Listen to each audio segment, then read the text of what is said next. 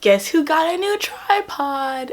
I want to apologize if my voice sounds a little raspy. I am currently dealing with a cold and it is extremely frustrating. But other than that, I am doing really well, and I really want to talk to you about Riverdale. Most importantly, that kiss though, because of copyright issues, I will not be showing the whole clip, but look at these screen caps, bruh.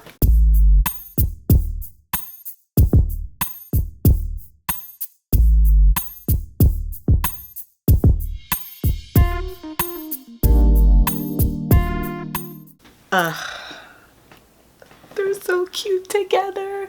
I'm so happy because, like I said in the previous video and all those little pictures I posted, I have been shipping Betty and Jughead since I was like 9 years old. So this is everything that I've wanted combined. And I think we made some really good leeway in terms of the murder mystery and just getting better to know what's going on in Riverdale. I'm not going to do the whole like more breakdown of the episodes thing because potentially we've all seen them, but let's just talk about the key things that we have learned and realized from these past 2 episodes. So 1, the Blossoms and the Coopers have this old Hatfields and McCoys, Montagues and Capulets type feud between each other because Cooper's great-grandfather was killed by the Blossoms' great-grandfather over maple syrup money, you know, ballin'.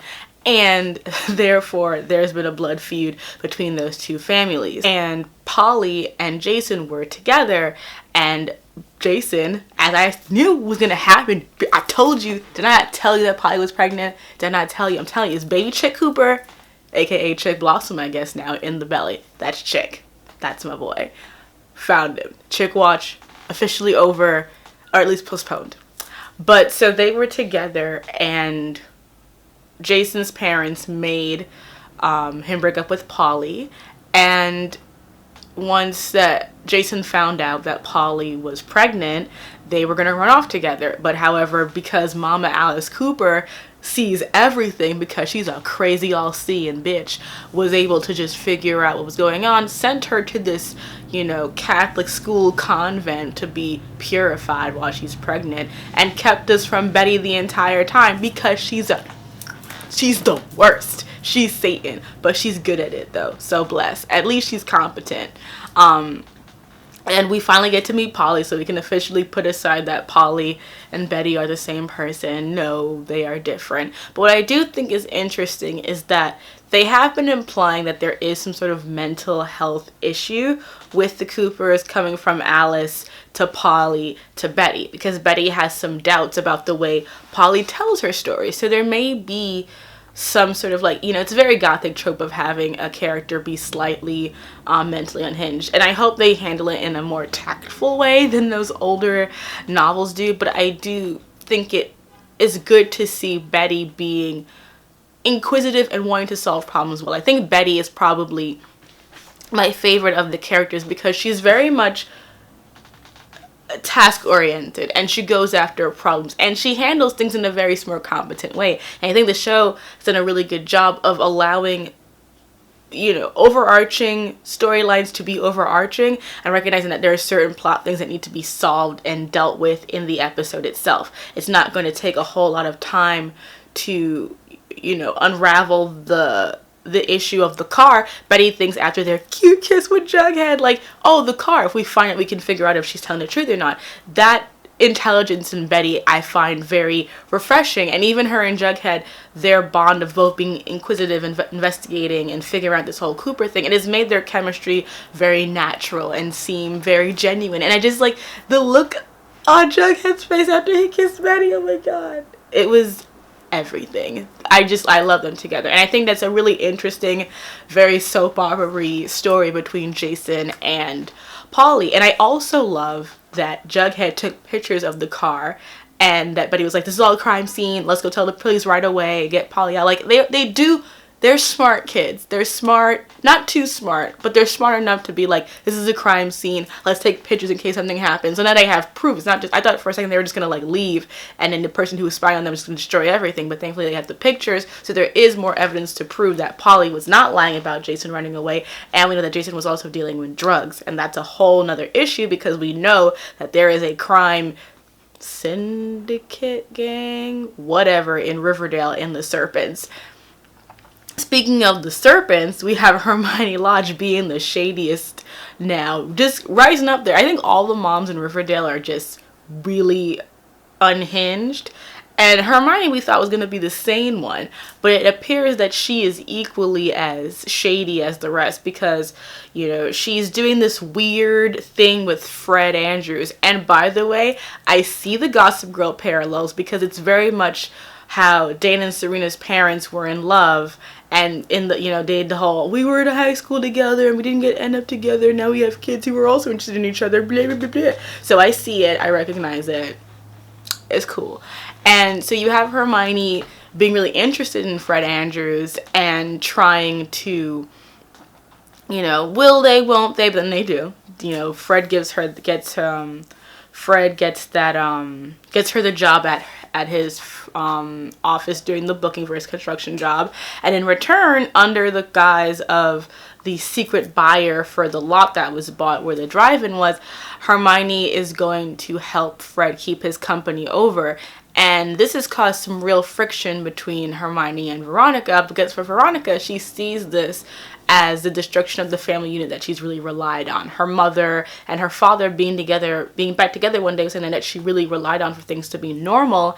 And now that she sees Hermione and Fred Andrews together, that makes things a lot more complicated. And I think that that's a very human and interesting story for Veronica to have, because she has gone through some serious adjustments with the loss of her father, and the uncertainty of her family situation is something that is interesting. And I think that the show is doing a really good job of letting all these things come together. And I think Veronica's face when she realizes that Hermione signed the paperwork, like forged her name to sign the paperwork and essentially betrayed her trust, is just a really interesting way of allowing Veronica to go down a potentially, dark path. Not dark as in shoot anyone, but dark as in regressing into her old Veronica self in a natural, organic way that isn't just about petty boy bullshit. Petty boy bullshit, we can talk about Archie. Archie went through his little Glee storyline these past couple episodes with the whole, do I want to be the captain of the football team, or do I want to be into music, and him being told that hey, you're kind of mediocre, you should probably focus more on that. And I really enjoyed that, because I think Archie's basicness is part of what allows the show to function, because you need to have characters who have real, more tangible issues that are not just, I'm in love with my teacher, there's a murder mystery. Archie's issues are very much he's trying to figure out who he is as a man, and a lot of that was flummoxed with the whole young Grundy situation, and now he really has to figure out what his path is. And I think by allowing Archie to be really focusing on his music, having the stage fright issues, I thought was really well done. And even his relationship with Valerie from Josie and the Pussycats, which I also loved because they dated in the comics for a while. There was a whole arc about, them being together, having a kid named Star, I believe. So that was a really good shout out to that relationship. And I know it's not going to go anywhere, because they're definitely going for a Archie, Veronica, Valerie triangle rather than an Archie, Betty, Veronica triangle, which I'm totally cool with. I think that's actually a really good idea. I know it's not going to lead anywhere, but I really do like that dynamic. I like that it feels very natural, that he's drawn to someone who's also musically inclined. I like the chemistry between the two actors. I think they're very cute together, and I would like to see that relationship be treated, in a good way, even though I know it's not going to be endgame, or at least not right now. So his storylines are very basic, but they're cute, and I like how supportive he is of his dad. I like how he's if you're good, my parents separated, I just want my dad to be happy. He's very basic and white bread, and you know what? I appreciate about him as a balance to everything else. Polly's whole thing is really sad to me. I really feel for Polly. But going to what was one of my favorite parts these past few episodes was learning more about Josie and the Pussycats. We learned that, Josie is short for Josephine. She's named after Josephine Baker. And she also deals with the issues of her parents and her father being, you know, a jazz artist, and him wanting her to be involved in music for the pure artistry. You know, he's like, jazz and pop. Jazz is real music, pop is not. Beyonce's not Josephine Baker, and that, like, her ambition, her desires are not what he would want her to do. And I think the actress did such a really good job of, like, her seeing her father leave and then really, like, trying to stay together but, like, slowly breaking down and that, like, sadness taking over her. The actress was so good at showing that, and I think it was such a really strong moment, and it showed why Josie is so on her game. And also, what I think was also interesting is showing her mother being very much about the branding of the Josie and the Pussycats as an entity, because we see Josie talk about branding and those kind of things in the long-term goal. So it's very much that even though she loves music and this is what she wants to do, her parents are very much positioning and angling her to be sort of like, you know, this almost TLC Destiny's Child-esque group. That's why they're like, make sure it's a woman of color, you know, make sure, don't forget about our branding. All these things are what's going through Josie's head. It's not just about the music, it's about selling herself and her image. And I think that's all really interesting. And I was glad we finally got some more time with Josie, because even though she's billed in like one of the top, you know, she's in all the ads, we haven't really gotten a lot to do with her. So I think all of this really helps. And knowing that her mother is involved in the Lodge conspiracy, it all makes everything tighter. It gives everybody a purpose, and it really makes the small town feel come alive. So yeah, I think this was a very solid episode of Riverdale. With nothing crazy like Dark Betty, but I think it was very sweet. It moved the story along really well, and I think the show is doing a really good job of showing all different aspects of the characters, showing little homages to the original comics. I definitely like the idea when Archie said that he needs a team to play with. I thought about instantly, like, you know, in the comics he has a group called the Archies, and I would love to see if that becomes a real thing. I love that by seeing more of the Blossoms, we really get, as I've been saying, the fact that Cheryl is barely a queen bee. Like, people don't really like Cheryl Blossom. She's annoying, she's a try-hard. That really a lot of her popularity stems from her relationship with Jason. Now that Jason is dead, it puts a lot of things into conflict. And even her mother's anger and frustration towards Cheryl, I think, well, it's definitely cruel. For sure it's cruel. When she's like, some of us got to say goodbye to Jason. Like, I think that is also a very, it was the most human moment that mother ever got, I think, of all the moms today. It was a very human moment of, like, she lost her son and she resents her daughter for just letting him run away and not saying anything about it, thinking he was gone for so long. And